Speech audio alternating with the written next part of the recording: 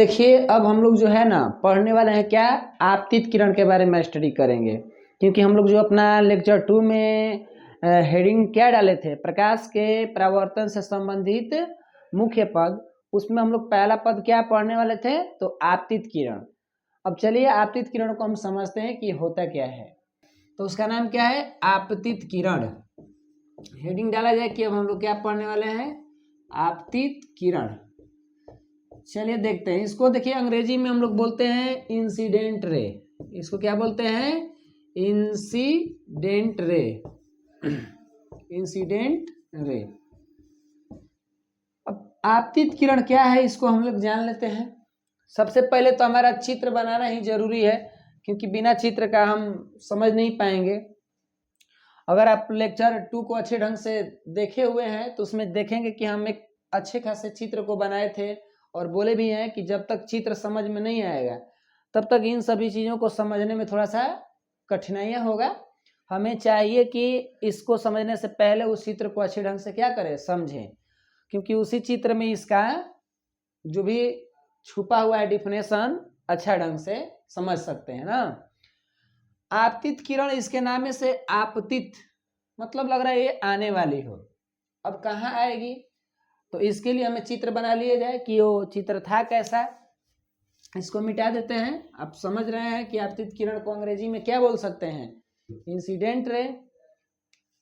तो देखिए ये हमारा समतल दर्पण था, ठीक है ना, ये तो हमने बनाया ही था फिगर पीछे।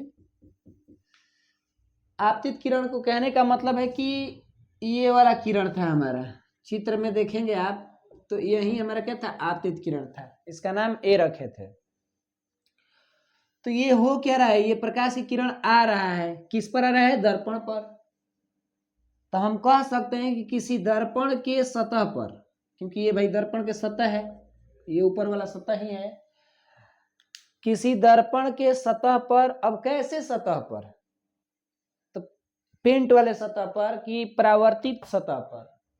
पीछे पढ़ाए होंगे कि ये ऊपर वाले को परावर्तक सतह बोलते हैं ना। तो किसी दर्पण के सतह पर पड़ने वाली किरण को आपतित किरण कहते हैं। डिफिनेशन हम कैसे देंगे, किसी दर्पण के सतह पर, माने ये वाला इसका जो सतह है इस पर पड़ने वाली किरण, माने आने वाली किरण को आपतित किरण कहेंगे। चित्र में अगर हम देखना चाहेंगे आपतित किरण तो क्या है, यहाँ पर हमने एक O पॉइंट डाला था, आपतन बिंदु डाला था। तो चित्र में देखेंगे तो ये से लेके यहाँ तक, मतलब कि चित्र में अगर देखा जाए तो इसका नाम यहाँ से यहाँ रख दीजिए इस तरह।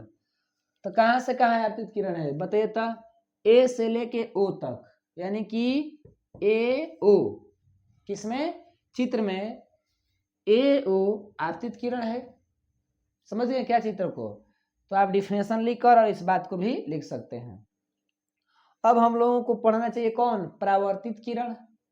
तो चलिए परावर्तित किरण को हेडिंग डालिए, यहीं पर लिख देते हैं परावर्तित किरण।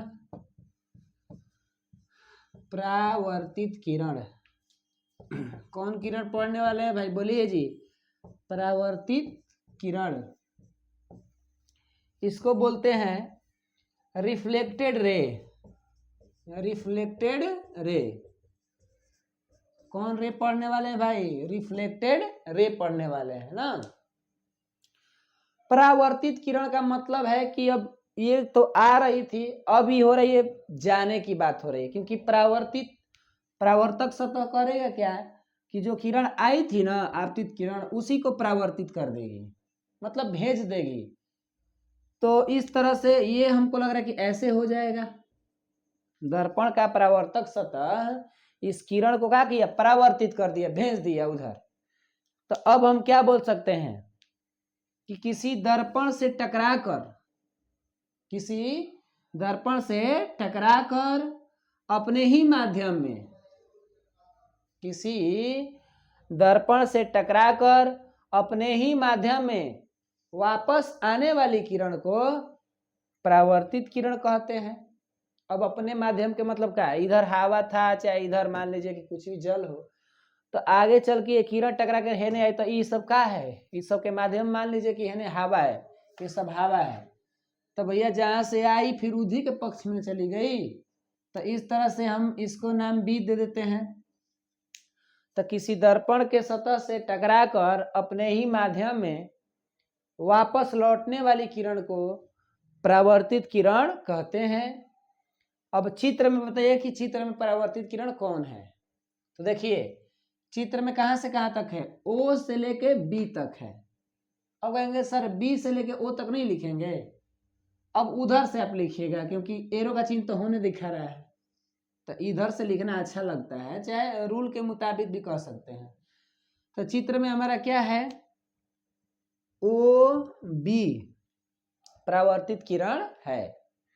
यहां तक समझे क्या, समझे यहां तक? तब हम पढ़ने चलते हैं किधर, इसका तीसरा पद पर। तीसरा का नाम क्या है, अभिलंब। इसको मिटा देते हैं, इस वाले को मिटा देते हैं, ठीक है। बोलिए नाम बताइए तो क्या है मेरा तीसरा, बोलिए भाई तीसरा का नाम क्या है, अभिलंब नाम है इसका, अभिलंब। यहाँ पर बिंदु भी दे सकते हैं या आधा म भी लिख सकते हैं। अभिलंब को अंग्रेजी में क्या बोलते हैं, नॉर्मल बोलते हैं, नॉर्मल। ऐसे कहेंगे सर ये तो लग रहा है कि नॉर्मल कोई बातें नहीं करते, कि कुछ नहीं नॉर्मल चीज है क्या। तो नॉर्मल का मतलब यहाँ पर हमारा अभिलंब है। अभी कहाँ है, चित्र में कहाँ है, तभी चित्र में तब बनाए नहीं है, लेकिन पिछले वाले लेक्चर 2 में अभिलंब हम बनाए थे इस तरह का, डॉट डॉट से ऐसे। देखिए इसको संकेत भी किए थे एन से। अभिलंब को कैसे सूचित करते हैं, एन से करते हैं। अब बताइए कि जो ये अभिलंब है, क्या ये सच में होता है अभिलंब? तो ये सच में होता नहीं है। अगर सच में नहीं है तो फिर ये क्यों दिया गया, इसको हम क्यों इस तरह से रचना किए? तो इसके रचना करने का मुख्य मकसद क्या था कि इसके भाग को और इसके भाग को अलग दिखाने का मतलब था। ये काम करता है क्या कि इधर के क्षेत्रों को बता देता है कि ये आपतित किरण का क्षेत्र है, और इधर के क्षेत्र ये जो है परावर्तित किरण का है। इन दोनों के बीच थोड़ा सा हमको क्या दिखाने के लिए, अंतर दिखाने के लिए, कि नहीं इससे पता चलेगा कि इधर के आपतित है, इधर के परावर्तित के है ना। तो अब हम डिफिनेशन कैसे देंगे इसको। ये हमारा ओ जो है क्या है, आपतन बिंदु है। आप लोग तो जानते हैं इसको, आपतन बिंदु। तो बताइए कि ये जो हमको नॉर्मल डाला गया, क्या आपतन पर देख रहे हैं, आपको ऐसे लंब बुझा रहा है क्या, इस तरह से। अगर मान लीजिए कि ये आपतन है, सपोज ये आपतन है, तो आपतन तो इसे सीधा में ही है, ये क्या है, एक लंब की तरह है ऐसे।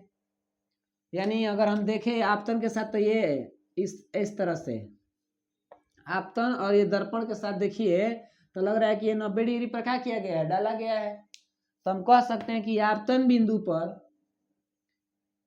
कौन बिंदु पर जी, आपतन बिंदु पर डाला गया लंब क्या कहलाता है, अभिलंब कहलाता है। डिफिनेशन फिर से सुनिए, आपतन बिंदु पर डाला गया लंब अभिलंब कहलाता है। अगर इसको लग रहा है कि सर ये कैसा डिफिनेशन बता रहे हैं, कुछ दूसरा बता दीजिए, तो यो कह सकते हैं कि वह काल्पनिक रेखा, वह काल्पनिक सीधी रेखा जो आपतन बिंदु पर 90 डिग्री का कोण बनाती हो। बतिया वही है, घुमा फिरा के लिखना है ना, कि वह काल्पनिक सीधी रेखा जो आपतन बिंदु पर 90 डिग्री का कोण बनाती हो, तो उसे हम क्या कहते हैं, अभिलंब कहते हैं। ये भी हमारा एक डिफिनेशन। अभिलंब को एन से सूचित किया जाता है। अभिलंब को क्या सूचित किया जाता है, एन से सूचित किया जाता है। अब बताइए, एगो बात पूछ रहे हैं कि क्या ये अभिलंब जो मेरा है ये किरण है, बताइए। तो जाहिर सी बात है कि अभिलंब मेरा कोई किरण नहीं है, ये तो एक काल्पनिक रेखा खींची गई है हमको अपने से मानने के लिए। असली में किरण तो मेरा ए और मेरा बी है, ये कोई किरण नहीं है। ये नहीं कहीं आपको कंफ्यूजन में कह दे कि हाँ अभिलंब एक किरण है, तो आप गलत कर बैठेंगे ना। तो इस तरह से हमारा अभिलंब क्या हो चुके, समाप्त हुए। अब हम अगला पद के तरफ चलते हैं। अगला का जो नाम है, क्या नाम है उसका बताइए।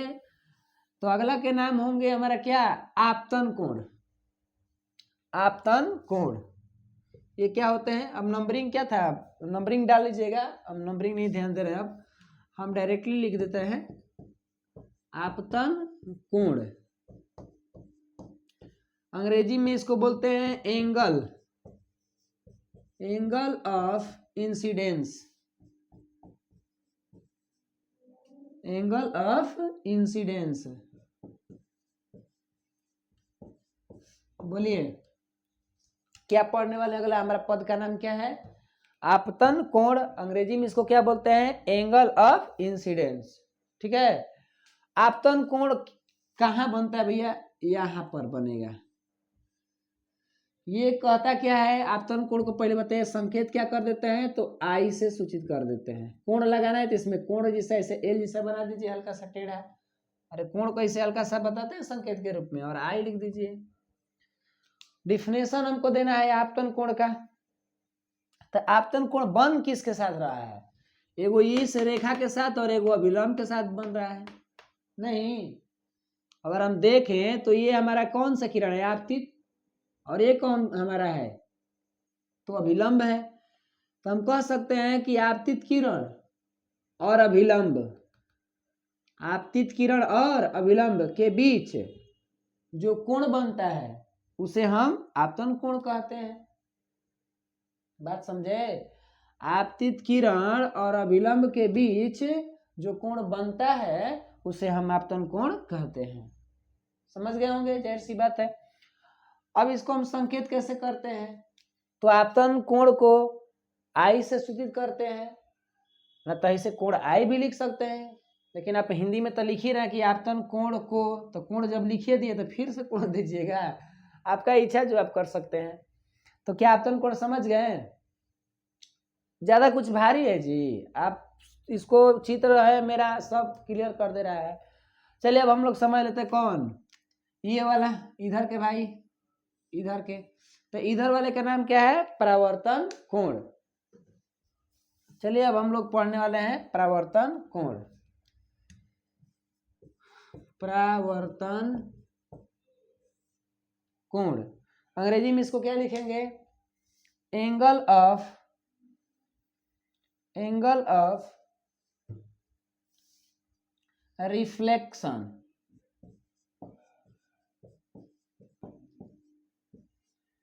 तो बताइए अब हम लोग क्या पढ़ने वाले हैं? परावर्तन कोण। बोलते क्या इसको अंग्रेजी में? Angle of reflection. अब ये परावर्तन कोण कहाँ है चित्र में, जरा देख लिया जाए। तो यहां बन रहा है मेरा। ये किसके साथ बन रहा है? तो एक देखिए परावर्तित किरण और एक फिर क्या? अभिलंब। तो यहां हम क्या कह सकते हैं कि परावर्तित किरण और अभिलंब, परावर्तित किरण और कौन जी? अभिलंब के बीच जो कोण बनता है उसे हम क्या कहते हैं? परावर्तन कोण कहते हैं। बातें समझे? जैसे इसको बोले वैसे ही इसको बोलेंगे। इसमें आपतित का नाम जोड़ दिए, इसमें परावर्तित का नाम जोड़ दे। अविलंब तो दोनों में कॉमन दिख रहा है नहीं। अब इसको संकेत करना होगा तो इसको कोण आर से संकेत कर देंगे। अब कहेंगे सर आर से करने का मतलब तो ये रिफ्लेक्शन दिखा रहा है, आई से करने का मतलब क्या? तो ये इंसिडेंस दिखा रहा है अपना। ठीक है ना? तो इस तरह से मेरा परावर्तन कोण भी क्या हो चुके? समाप्त हो गए। तो हमने कौन पद पढ़ लिया? एक आपतित किरण, परावर्तित किरण 2 गो, अविलंब 3 गो, ये 4 और ये 5, 5 को खत्म। अब चलते हैं आपतन बिंदु को समझने। कौन बिंदु को समझने? आपतन बिंदु को। तो लिखा जाए आपतन बिंदु। आपतन बिंदु मस्त नाम है नहीं इसका? आपतन बिंदु। बोलिए अंग्रेजी में इसको क्या कह सकते हैं? बता सकते हैं क्या? इसको बोलते हैं पॉइंट ऑफ इंसिडेंस, इंसिडेंस।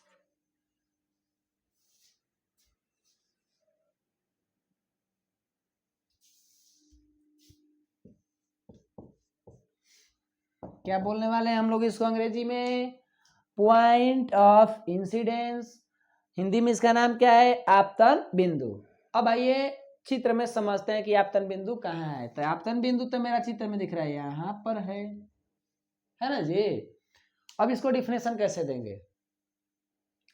तो आप देखिए जरा, इस पर ध्यान दीजिए कि ये आपतित किरण है और ये मेरा परावर्तित किरण, और ये क्या है? अभिलंब।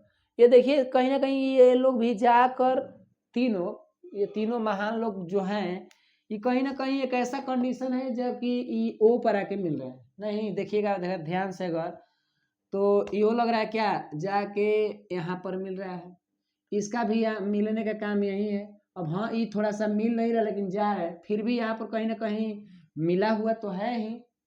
तो हम कह सकते हैं कि आपतित किरण और परावर्तित किरण, सॉरी और नहीं प्रयोग करेंगे, कोमा लगा देते हैं, आपतित किरण कोमा परावर्तित किरण और अभिलंब तीनों कब हो गए? 3 गुना हो गए, एगो ये और एगो ये और एगो ये, 3 गो हो गए।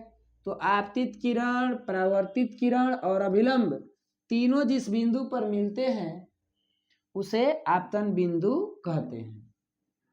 समझ पाए क्या? आपतित किरण कोमा परावर्तित किरण और अभिलंब तीनों जिस बिंदु पर जाकर मिलते हैं उसे उसे आपतन बिंदु कहते हैं। इसको आपतन बिंदु को संकेत कैसे करते हैं? ओ से। आपतन बिंदु का संकेत क्या होता है? तो ओ होता है। तो इस तरह से देखा जाए तो हमारा ये भी पद समाप्त हो गए।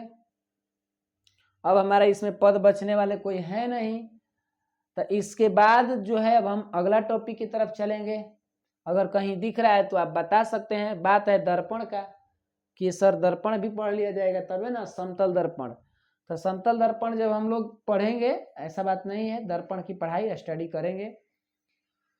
अब हमारा जो अगला टॉपिक है उसका हमारा नाम है प्रकाश के परावर्तन के नियम। प्रकाश के परावर्तन के नियम, इसको क्वेश्चन ऐसे बना सकते हैं, एग्जाम में भी पूछता है कि प्रकाश के परावर्तन के कितने नियम हैं उनको लिखें। इस तरह क्वेश्चन हो जाएगा। तो आइए हम प्रकाश के परावर्तन के नियम पर चलते हैं कि प्रकाश के परावर्तन के नियम कौन कौन है ना। चित्र को याद रखिएगा ताकि अच्छा रहेगा। नहीं तो हमको लग रहा है कि चित्र रहेगा तो और बेटर रहेगा, हमको फिर बनाने में टाइम लगेगा। तो हेडिंग डालिए आप लोग, प्रकाश के परावर्तन, प्रकाश के परावर्तन के नियम। किसकी बात करने वाले हैं हम लोग? प्रकाश के परावर्तन के नियम। अंग्रेजी में लिखना चाह सकते हो तो आप लिख सकते हैं loss of reflection of light, reflection of light. अच्छा छोड़िए ना, अब अंग्रेजी में क्या लिखना है भाई, थोड़ा बहुत जो मेन पॉइंट रहता है, छोटा छोटा टॉपिक रहता है तो उसके लिए लिख देते हैं। अगर आपको लिखना होगा तो लिख सकते हैं, हमको मेन हिंदी पर ही फोकस करना है। अभी फिलहाल में बिहार बोर्ड से हम लोग अगर हैं तो कहीं ना कहीं हिंदी पर फोकस ज़्यादा देना होगा। अब कहेंगे सर अंग्रेजी भी याद रखना है, इसको भी याद रखना है, भार पड़ रहा है, तो ऐसा बात नहीं है। आप चीज़ों को बड़े क्लासों की तरफ जाएंगे तो अंग्रेजी का महत्व है ना। प्रकाश के परावर्तन के नियम। अब बताइए कि ये नियम का मतलब क्या है? तो प्रकाश जो है ना वो परावर्तन करते समय कुछ खास नियम का प्रयोग करता है। ऐसे नहीं कि जैसे ही मन वैसे ही परावर्तन हो जाएगा। प्रकाश कहता है कि हम परावर्तन होंगे ना तो हमारे लिए क्या बने हैं? नियम बने हैं, और हम उसी नियम का पालन करते हैं। तो देखिए प्रकाश के जो हमारे परावर्तन के नियम होते हैं वो मुख्य रूप से 2 होते हैं। तो प्रकाश के परावर्तन कितने नियम होते हैं जी? 2 नियम होते हैं। अब कौन कौन, इसको भी जानना जरूरी है कि हाँ सर आपने तो कह रहे हैं कि प्रकाश के परावर्तन के 2 नियम हैं, तो बताइए कौन कौन। चलिए प्रकाश के परावर्तन के दोनों नियम में से पहला हम जानने की शुरू करते हैं कहानी।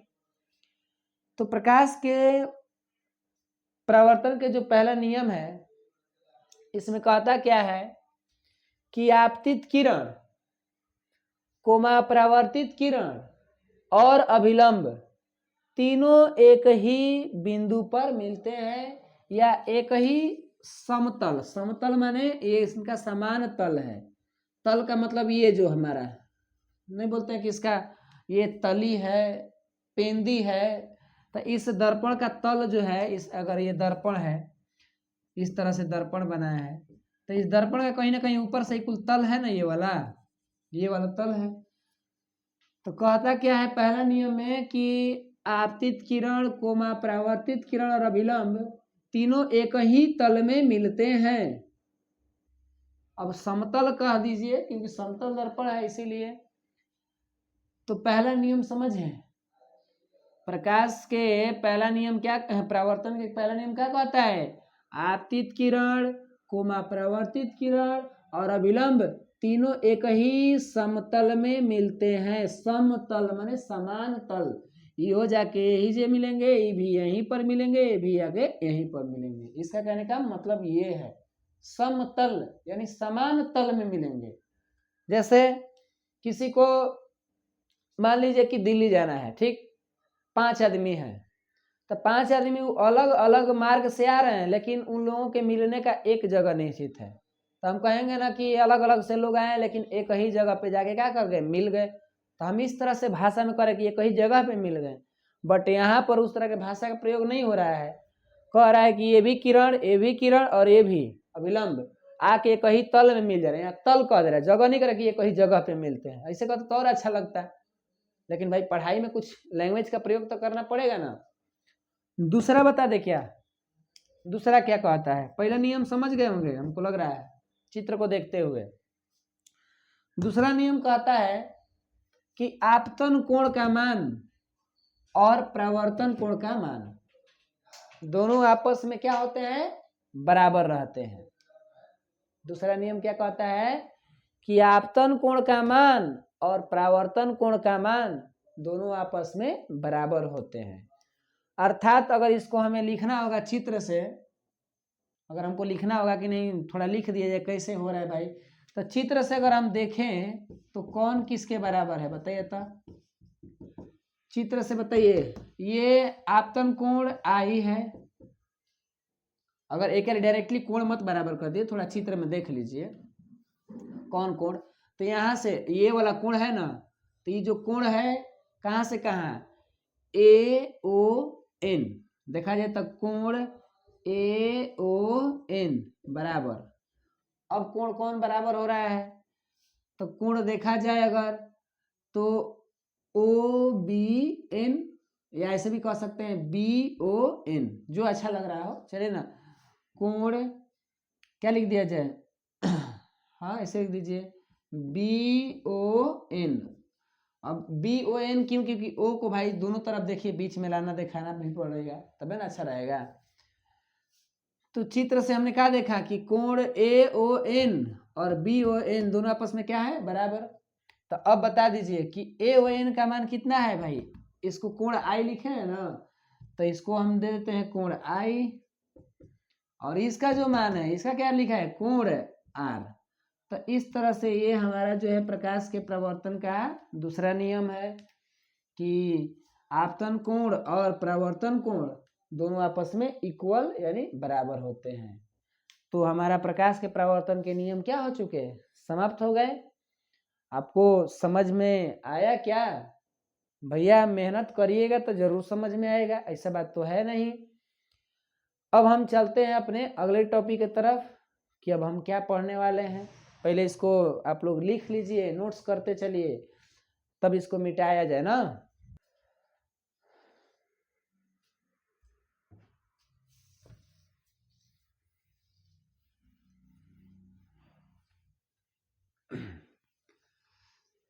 तो प्रकाश के जो हमारे परावर्तन है ये तो समाप्त हो गए, लेकिन अगर हम आगे के तरफ, यहाँ तो 10th में जो हमारा है कि प्रकाश के परावर्तन हम लोग पढ़ लिए, लेकिन अगर हम बड़े तौर पर जाएंगे 12th में ना उधर स्टडी करने, तो वहाँ पर प्रकाश के परावर्तन को क्या किया है, 2 भागों में बांट दिया है। एक का नाम रख दिया है नियमित परावर्तन और एक का नाम रख दिया है अनियमित। अब कहेंगे सर ये नियमित अनियमित क्या होता है? परावर्तन ही तो है, लेकिन दो गो बांट दिया है। अब वहाँ बड़े क्लासों में जाएंगे तो वहाँ पर उसका डिटेल जानकारी आपको मिल जाएगा। अब हम यहाँ चीज़ों को समझाएंगे तो इससे हमको 10th लेवल से कोई ज़्यादा फायदा होने वाली बात नहीं है। अच्छा ये बताइए, एक क्वेश्चन पूछ रहे हैं कि ये मान लीजिए कि हमारा दर्पण है, इस तरह से दर्पण है, तो प्रकाश की किरणें आ रही है इस पर और टकरा कर क्या कर रही है, जा रही है इधर। तो इस वाले जो सतह है इसका नाम हमारा क्या है, परावर्तक सतह, ये तो हम जानते हैं। लेकिन इसके पीछे जो पेंट किया जा रहा है ये क्या होता है भाई? आखिरकार पेंट किए हैं तो जौन मन तौन पेंट ले लेंगे क्या, कि कुछ खास पेंट लेना पड़ेगा? तो देखिए ये समतल दर्पण के पीछे जो पेंट लगता है वो हमारा मतलब कई तरह के हो सकते हैं, लेकिन खासकर जो प्रयोग में आते हैं उसमें नाम एक का है क्या, सिल्वर क्लोराइड। सिल्वर क्लोराइड एक पेंट जो लगता है उसका नाम क्या है, सिल्वर क्लोराइड। सिल्वर क्लोराइड दर्पण के पीछे जो पेंट या कलई किया गया रहता है उसका क्या नाम है, सिल्वर क्लोराइड। हाँ कहीं कहीं और होता है, एक सिल्वर ब्रोमाइड भी शायद होता है ना, उसका भी प्रयोग किया जा सकता है। तो इसका शायद फार्मूला हमारा क्या होना चाहिए बताएंगे कोई? इसका फार्मूला होता है Ag, ये तो बाय मिस्टेक हो रहा है, ये नहीं होता, सिल्वर क्लोराइड नहीं होता है।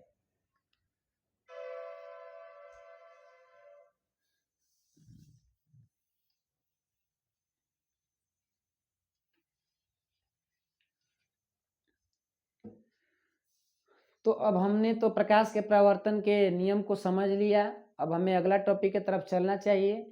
लेकिन कुछ एगो दूगो पॉइंट्स बता देते हैं नोट ऑब्जेक्टिव खातिर याद रखने के लिए।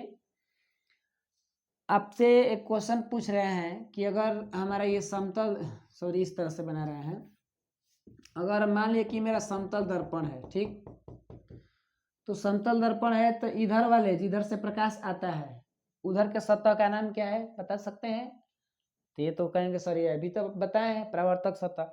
अच्छा इधर वाला को बताइए कि जिस भाग का पेंट है वो जो पेंट किया गया ना उसको बताइए कि ये पेंट किसका होता होगा। आखिरकार जौन मन तो हम घरेलू पेंट मार देंगे, ले जाकर लो पेंट मार दिए, हो गया दर्पण, कि कुछ खास पेंट होते होंगे बताइए। तो जो दर्पण के पीछे पेंट किए रहते हैं ना उसका नाम क्या है, उसका नाम है सिल्वर नाइट्रेट।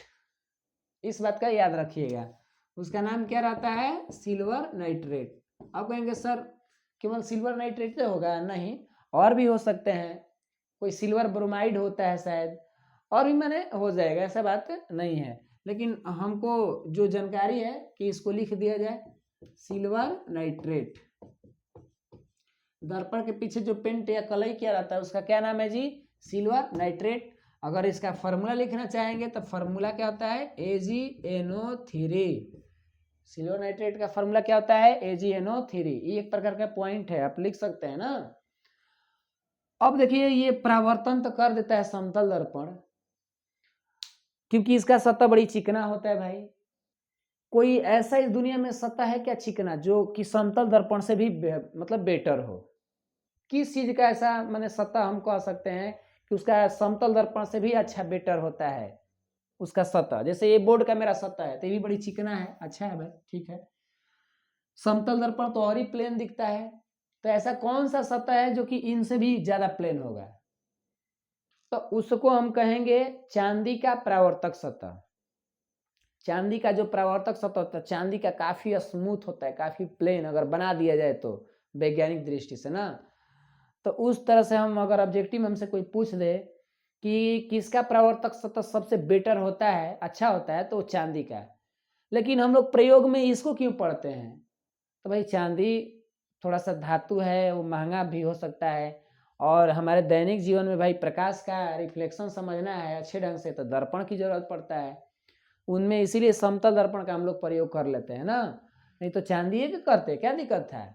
लेकिन अब कहीं आईना घर में टांगे हैं चांदी के बना के, चोर आएगा तो चेहरा देखने से पड़ेगा कि चलो आईना लेके चलते हैं, सुबह सुबह जागेंगे जाएंगे आईना तो लो चोर तो गायब कर दिया है, क्योंकि अब चांदी के काहे के लगवाए हैं, तो इसीलिए हम लोग मैंने एक तरह से जोक्स था। तो ये बातें हमको समझ गए पॉइंट्स ना। अब हम चलते हैं अपना अगला टॉपिक की तरफ, जिसका नाम हम कहें तो प्रतिबिंब। अगला हमारा टॉपिक का नाम क्या है? प्रतिबिंब। हेडिंग डालिए। चलिए इसको मिटा देते हैं, उसके बाद अच्छा ढंग से चीजों को समझते हैं। प्रतिबिंब। प्रतिबिंब तो हमको लग रहा है कि बहुत सुने ही होंगे हम लोग। नहीं, इस वर्ड को लग रहा है कम सुने हैं। जानते हैं किसको सुने होंगे आप लोग? अंग्रेजी में इसका जो है इमेज, इमेज तो बहुत सुने होंगे शब्द इमेज। हम लोग घरेलू भाषा में इसको क्या बोलते हैं? फोटो। शायद ऐसे ही नहीं बोलते हैं, फोटो लग कहते हैं इमेज को। इमेज को हम लोग घरेलू भाषा में क्या बोलते हैं? फोटो बोलते हैं। लेकिन अब फोटो क्या भी है, इमेज क्या है, चलिए समझते हैं। पहले प्रतिबिंब को समझने के लिए हम एक समझना चाहेंगे, एक्सपेरिमेंट करना चाहेंगे। ये कोई सूर्य है, ये कोई सूर्य है, यहां से प्रकाश की किरणें आ रही है। इसको मान लीजिए कि जो ये सूर्य है, इनको एक बिंदु स्रोत मान लीजिए, एक पॉइंट मान लिया जाए कि ये कुछ पल के लिए हमारा क्या है? पॉइंट है। कल्पना कर रहे हैं तो प्रकाश स्रोत में जो सूर्य हमारा एक बिंदु है, तो हम कहेंगे किसी बिंदु स्रोत से, मतलब यहां से ना, किसी बिंदु स्रोत से निकलने वाली प्रकाश किरणें, किसी बिंदु स्रोत से निकलने वाली या चाहे आने वाली, तो किसी बिंदु स्रोत से आने वाली प्रकाश की किरणें परावर्तन या अपवर्तन के बाद, यानी कि सपोज यहां पर अगर हम आईना रख दें तो ये जाएगा, स्रोत से निकलेगा, टकराएगा, तो ये हो जाएगा परावर्तन। अगर कहीं ना कहीं हम इसका पेंट हटा दें, अगर बाई चांस पेंट हटा दें कि कांच खाली रहे, पारदर्शी कांच रहे, तो इसका क्या हो जाएगा? हमारा इसका थोड़ा सा अपना मार्ग से इन्हें उन्हें भाग जाएगा, लेकिन कांच को छेद करके चला जाएगा अंदर। छेद नहीं, मैंने पार कर जाएगा। तो इस तरह के आगे हम चैप्टर में पढ़ेंगे परावर्तन ना, इसलिए हम परावर्तन पर ज़्यादा डिटेल नहीं बताना चाहेंगे, क्योंकि हमारा चैप्टर अपवर्तन है। तो कहने का मतलब क्या डिफिनेशन दे रहे हैं हम इसका, प्रतिबिंब का? किसी बिंदु स्रोत से निकलने वाली प्रकाश किरणें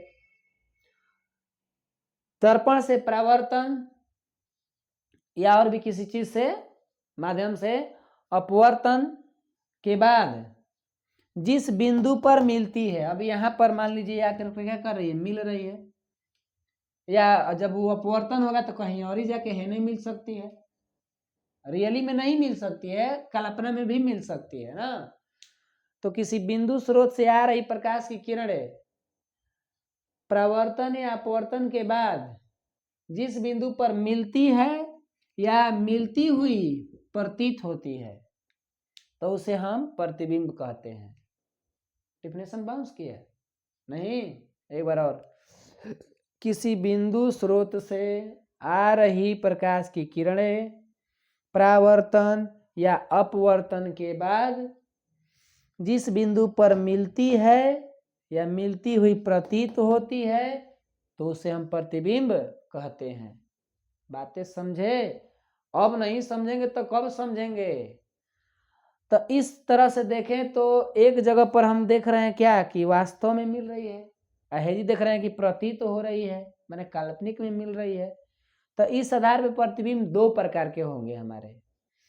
कोई पूछेगा हमसे कि प्रतिबिंब कितने प्रकार के होते हैं, तो हम डायरेक्टली आंसर देंगे प्रतिबिंब दो प्रकार के। एक कौन समझेंगे? जो असली में मिला वास्तविक प्रतिबिंब, और एक हमारा जो डॉट डॉट से मिला वो काल्पनिक प्रतिबिंब। तो चलिए हम लोग अब पढ़ने वाले हैं प्रतिबिंब के प्रकार। किसका प्रकार पढ़ने वाले हैं? प्रतिबिंब के प्रकार पढ़ने वाले हैं।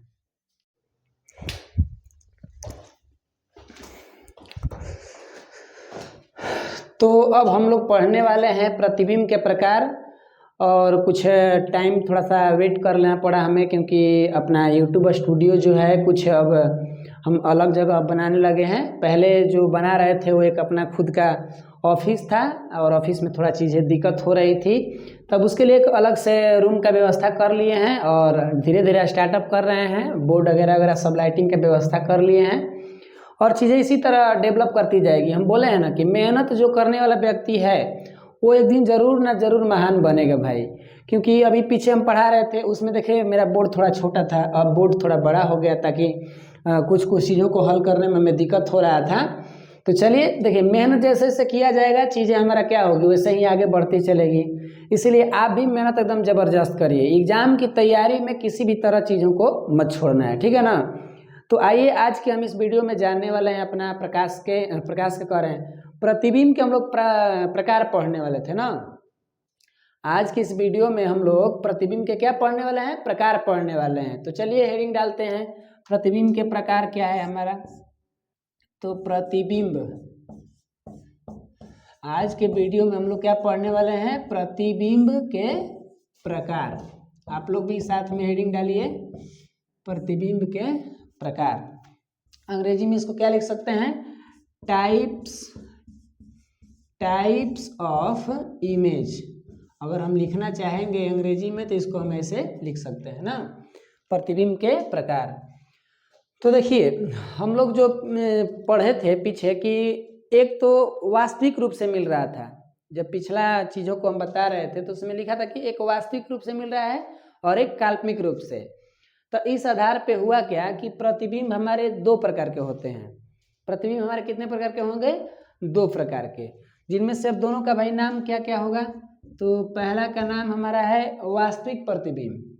हमसे अगर कोई पूछे कि प्रतिबिंब कितने प्रकार के होते हैं तो हमारा आंसर क्या होगा, प्रतिबिंब दो प्रकार के होते हैं, ठीक है ना। जिसमें से पहला का नाम लिखा जाए तो क्या होंगे, वास्तविक, क्या नाम है इसका, वास्तविक प्रतिबिंब, वास्तविक प्रतिबिंब। अब चाहेंगे तो ये यहाँ पर आप आधा म का भी प्रयोग कर सकते हैं ना, तो ये बिंदु वाला भी। इसको अंग्रेजी में हम लिखते हैं रियल इमेज, रियल इमेज। अगर हमको वास्तविक प्रतिबिंब को अंग्रेजी में बोलना होगा तो क्या बोलेंगे, रियल इमेज। जस्ट इसका दूसरा जो प्रकार है उसका नाम क्या है, आभासी प्रतिबिंब। और साइड में कहीं कहीं देखेंगे ना तो इसको काल्पनिक प्रतिबिंब का भी नाम से जाना जाता है, ठीक है, आभासी प्रतिबिंब, ये समझिएगा। और अंग्रेजी में इसको बोलते हैं virtual image, virtual image, image समझ लीजिए, ठीक है। तो हमारा अगर प्रतिबिंब की बात किया जाए तो प्रतिबिंब कितने प्रकार के होते हैं, दो प्रकार के। एक का नाम है वास्तविक प्रतिबिंब और एक का नाम क्या है, आभासी प्रतिबिंब। और आभासी प्रतिबिंब का अपना खुद का एक अलग नाम भी होता है जिसको हम क्या बोलते हैं, काल्पनिक प्रतिबिंब बोलते हैं, ठीक। तो अब इसमें से हम वास्तविक प्रतिबिंब को जानते हैं कि ये क्या है। हमारा डिफिनेशन भाई वास्तविक प्रतिबिंब का देना पड़ेगा ही। तो चलिए वास्तविक प्रतिबिंब को लिखकर हम क्या करते हैं, डैश देते हैं कि वास्तविक प्रतिबिंब भाई क्या है। तो देखिए इसका डिफिनेशन देने से पहले थोड़ा समझ लें कि ये वास्तविक प्रतिबिंब में होता क्या है। जैसे मान लीजिए कि कोई ये दर्पण है, हम लोग आगे दर्पण पढ़ेंगे, अभी थोड़ा समझने के लिए ये अवतल दर्पण है, ठीक है ना। और इसका अपना एक खुद का मुखिया होता है। अभी कुछ पल के लिए चीज़ों को समझना है, आगे चल के हम सब कुछ क्लियर कर देंगे कि ये सब क्या होते हैं। और इस पर एक वस्तु रख दी गई है, इस पर क्या रख दी गई है, वस्तु। अब इधर से प्रकाश जाएगा इस वस्तु को छूते हुए, और प्रकाश जाता है और यहाँ टकराएगा और आकर कहीं इधर मिलेगा। एक और कहीं प्रकाश आता है और इस तरह से टकराएगा दर्पण से और फिर अपना कहीं ना कहीं यहाँ पर काट दिया, तो यहाँ पर वस्तु का क्या बन गया, इमेज बन गया। ये असली वस्तु है और यहाँ पर क्या बन गया, वस्तु का इमेज। तो इस तरह से ये इमेज जो बना है इसको हम वास्तविक बोलेंगे, क्योंकि यहाँ पर इमेज जो बना हुआ है ये डॉट डॉट से नहीं बना है, असली रूप में बना है, तो इसको हम नाम दे देंगे वास्तविक प्रतिबिंब। तो डिफिनेशन कैसे देंगे इसको, कि किसी बिंदु स्रोत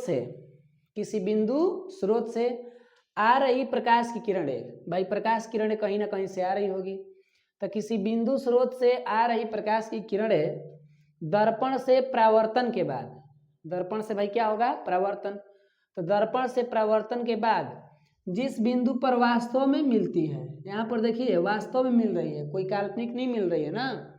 तो जिस बिंदु पर वास्तव में मिलती है उसे क्या बोलते हैं, वास्तविक प्रतिबिंब बोलते हैं।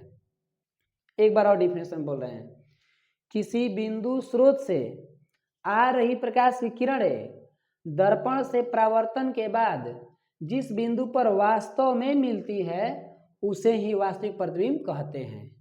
बात समझे डिफिनेशन। अब ये वास्तविक प्रतिबिंब है क्या, ये हमेशा जो है ना, इसका गुण है अपना कि वास्तविक प्रतिबिंब हमेशा वस्तु की अपेक्षा उल्टा बनती है।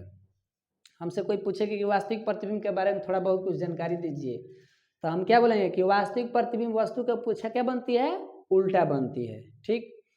दूसरी बात कि वास्तविक प्रतिबिंब डॉट डॉट से नहीं बनती, यानी ये वास्तविक कटान से। जैसे कि ये इमेज इसका बना है उल्टा ही बना है, तो डॉट डॉट के मतलब ये कहीं कटा हुआ नहीं है ना, ये सीधा है, ये तो हम कटा हुआ कर देंगे तो ये तो काल्पनिक हो जाएगा, यानी आभासी हो जाएगा। तो वास्तविक प्रतिबिंब कहता क्या है कि हम डायरेक्टली बनते क्या हैं, वास्तविक कटान से बनते हैं। तो दो गो बातें तो यहाँ समझ में आई। पहली बात कि वास्तविक प्रतिबिंब जो होता है हमेशा वस्तु के अपेक्षा क्या बनता है, उल्टा, ये तो समझ गए।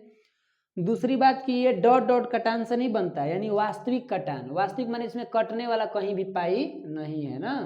अगर कहता कि काल्पनिक कटान, तो कटान का मतलब कटा हुआ रहता है, ऐसे कटा हुआ, बट वास्तविक में कटान बात नहीं है।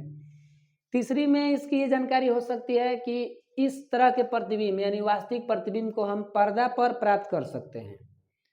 अब कहेंगे सर ये पर्दा पर कैसे प्राप्त कर सकते हैं, जैसे सिनेमा हॉल में, अब सिनेमा हॉल तो उतना हम लोग जान नहीं रहे हैं, प्रोजेक्टर या मूवी अगर हम लोग देखते हैं अपना टीवी में, तो उसमें जो बनता है इमेज, उसमें जो हीरो लोग का अगर इमेज बनता है वो एक तरह से वास्तविक रूप में ही दिखाई देते हैं, ठीक है ना, उसमें इमेज जो होता है उसका। तो ये बात है कि वास्तविक प्रतिबिंब को हम लोग पर्दे पर प्राप्त कर सकते हैं। और ये मतलब दो तीन बातें हम समझ गए किससे रिलेटेड, वास्तविक प्रतिबिंब से रिलेटेड। अब आइए हम बात करने वाले हैं आभासी प्रतिबिंब कि आभासी प्रतिबिंब क्या होते हैं। तो आभासी प्रतिबिंब का मतलब होता है जस्ट इसी के जैसे ही बोलेंगे, बट जहाँ पर हम लिखे थे वास्तव में मिलती है, इसमें लिख देंगे कि काल्पनिक में मिलती है। भैया कैसे बोलेंगे, तो किसी बिंदु स्रोत से आ रही प्रकाश की किरणें दर्पण से परावर्तन के बाद जिस बिंदु पर काल्पनिक में मिलती है तो उसे आभासी प्रतिबिंब कहते हैं। अब कहेंगे सर जैसे बताइए इस कैसे हो सकता है, जरा देखें तो जरा देखने का मतलब है इसमें एक दर्पण उत्तल बनाते हैं, क्योंकि उत्तल में ही ये काल्पनिक बनता है, ठीक है। और इस तरह से एक पाइप लिए यहाँ पर एक वस्तु रख दी है, इसका जब इमेज बनाएंगे तो ये होता क्या है कि दर्पण से परावर्तन हो जाता है, इधर चला जाता है, और ये काल्पनिक में यहाँ पर अपना आता है। फिर कोई एक और किरण लेके जाते हैं, ऐसे लेके जाते हैं, और फिर ये इधर भाग आता है, फिर बाद में कहीं ना कहीं काल्पनिक जाता है। तो देखिए यहाँ पर जो काट रहा है ये अब रियलिटी नहीं काट रहा है, ये कैसे काट रहा है, काल्पनिक कटान से काट रहा है। तो इस तरह से कह सकते हैं कि इसमें जो वस्तु का इमेज बनता है वो कैसे बनता है, तो काल्पनिक कटान से बनता है, ठीक है ना, वास्तविक कटान से नहीं बनता। इसका खास गुण यह है कि ये वस्तु के अपेक्षा सीधा इमेज बनता है, वस्तु के अपेक्षा कैसे बनता है, सीधा बनता है। और कैसा कटान से, तो काल्पनिक कटान से। यहाँ तक हो गया। हाँ, इसको पर्दे पर प्राप्त नहीं कर सकते, क्यों, क्योंकि भैया ये काल्पनिक में है। काल्पनिक का मतलब है जैसे मान लीजिए हम सपना देख रहे हैं, तो सपना हमारा काल्पनिक में है, उसको हम सामने दिखा नहीं दे सकते हैं।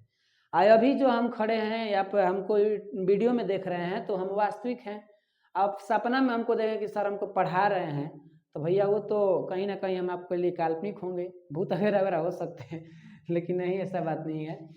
तो इस तरह से जो हमारा बातें हैं ये वास्तविक में और आभासी में चीज़ें समझ गए।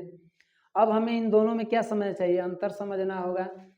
तो चलिए स्टार्टिंग करते हैं कि इन दोनों में अंतर क्या है। जस्ट आप चाहेंगे तो अंतर लिख सकते हैं, कैसे, इनके डिफिनेशन और इनके डिफिनेशन में भी अंतर हो गया एक। दूसरी बात मैंने अभी बताया ही है ना, क्वेश्चन लिख लीजिए, पहले क्वेश्चन को हेडिंग डाल लिया जाए कि क्या होता है अंतर। चलिए लिखते हैं, इसको मिटा दिया जाए इस वाले चीज़ों को। चलिए इसको मिटाते हैं भाई।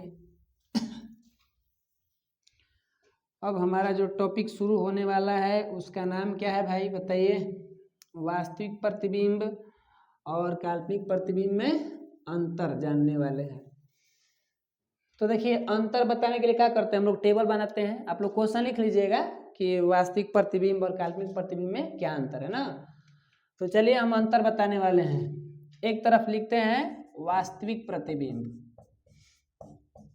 वास्तविक प्रतिबिंब, और एक तरफ लिखते हैं आभासी प्रतिबिंब, आभासी प्रतिबिंब। चलिए थोड़ा सा इधर ही लिख देते हैं प्रतिबिंब, ठीक है ना। तो ये हमारा बन गया दोनों के टेबल। अब इन टेबल में हम बारी बारी से अंतर लिखेंगे। तो पहला इसका तो डिफिनेशन ही लिख सकते हैं कि किसी बिंदु स्रोत से आ रही प्रकाश की किरणें दर्पण से परावर्तन के बाद जिस बिंदु पर वास्तव में मिलती है तो उसको वास्तविक प्रतिबिंब कहते हैं। और इसमें क्या लिखेंगे कि किसी बिंदु स्रोत से आ रही प्रकाश किरणें दर्पण से परावर्तन के बाद जिस बिंदु पर मिलती हुई प्रतीत होती है तो उसको बोल देंगे आभासी प्रतिबिंब। यानी इसमें मिलता नहीं है, मानना पड़ता है अपने से, ठीक है। दूसरी अंतर अगर देखा जाए, दूसरी अगर अंतर हमको देखा जाए तो बोल सकते हैं कि वास्तविक प्रतिबिंब वस्तु के अपेक्षा हमेशा उल्टा बनता है। वास्तविक प्रतिबिंब वस्तु के अपेक्षा हमेशा क्या बनता है? उल्टा, यानी कि उसका इमेज उल्टा बनेगा, ठीक है। ये जो है ये कहता है कि हमेशा वस्तु के अपेक्षा हमारा इमेज क्या बनता है? सीधा बनता है, यानी कि ये इमेज को सीधा बनाता है। सीधा ऐसे डॉट डॉट से बनेगा। लेकिन इसमें कहता क्या है अगला, इसका गुण देखा जाए तो अगला गुण है कि इसमें इमेज यानी वस्तु का प्रतिबिंब वास्तविक कटान से बनता है, वास्तविक कटान से। और इसमें जो है काल्पनिक कटान से। इसमें लिखना होगा तो क्या लिखेंगे कि आभासी प्रतिबिंब में जो इमेज बनता है या जो प्रतिबिंब बनता है वो काल्पनिक कटान से बनता है। और इसमें लिखना होगा तो क्या हम लिख रहे हैं कि इसमें वास्तविक कटान से बन रहा है। चीजें समझ पाए क्या? और अंतर लिखना होगा अगर हमें लिखना चाहेंगे तो कितना लिखेंगे? एग्जाम में 2 नंबर से ज्यादा नहीं पूछेगा, हम तो बता रहे हैं। चलिए 4 तक लिख लेते हैं, ठीक है ना। इसमें क्या लिख सकते हैं कि वास्तविक प्रतिबिंब को पर्दे पर, किस पर जी? पर्दे पर क्या कर सकते हैं? प्राप्त कर सकते हैं, पर्दे पर प्राप्त कर सकते हैं। और इसमें जो है पर्दे पर प्राप्त नहीं कर सकते। आभासी प्रतिबिंब को पर्दे पर प्राप्त नहीं कर सकते, और जबकि वास्तविक प्रतिबिंब को पर्दे पर प्राप्त कर सकते हैं। तो इस तरह से हमारा वास्तविक प्रतिबिंब और काल्पनिक प्रतिबिंब में अंतर समाप्त हुए। अब हम आगे के टॉपिक की तरफ बात करते हैं। ओके।